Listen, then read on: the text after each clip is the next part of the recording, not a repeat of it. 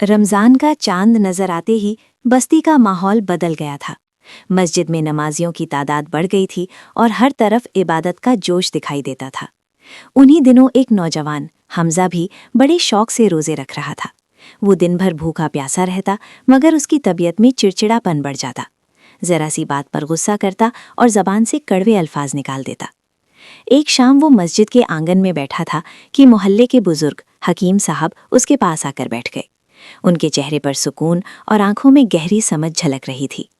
उन्होंने नरमी से पूछा, बेटा, रोज़ा कैसा चल रहा है? हमजा ने फ़ख्र से जवाब दिया, अल्हम्दुलिल्लाह, दिन भर भूखा रहता हूँ, सख्त गर्मी भी बर्दाश्त करता हूँ। हकीम साहब मुस्कुराए और बोले, भूख और प्यास बर्दाश्त करना यकीनन बड़ी बात है, मगर क्या तुमने कभी सोचा कि रोज़े का असल मकसद क्या है? हमजा खामोश हो गया। बुजुर्ग ने कहा, कुछ लोग ऐसे होते हैं जिन्हें रोज़े से सिवाय भूख और प्यास के कुछ हासिल नहीं होता, और कुछ इबादत करने वाले ऐसे भी होते हैं जिन्हें इबादत से सिर्फ थकान मिलती है, क्योंकि उनके दिल में खुलूस और किरदार में बदलाव नहीं आता। हमजा ने हैरानी से उनकी तरफ देखा। हकीम साहब ने बात जारी रखी, अक्लमंद की नींद भी जाहिल की जागने से बेहतर होती है।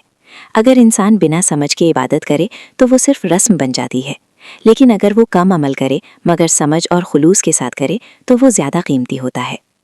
इन अल्फाज ने हमजा के दिल पर गहरा असर डाला।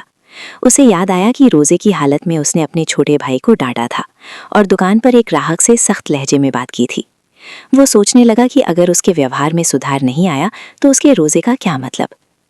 अगले दिन से उसने खुद को बदलने की कोशिश शुरू की। जब गुस्सा आता तो खामोश हो जाता, किसी से गलती हो जाती तो माफ़ कर देता। उसने महसूस किया कि अब रोज़ा सिर्फ भूख का नाम नहीं रहा, बल्कि उसके दिल में नरमी और सुकून पैदा होने लगा है।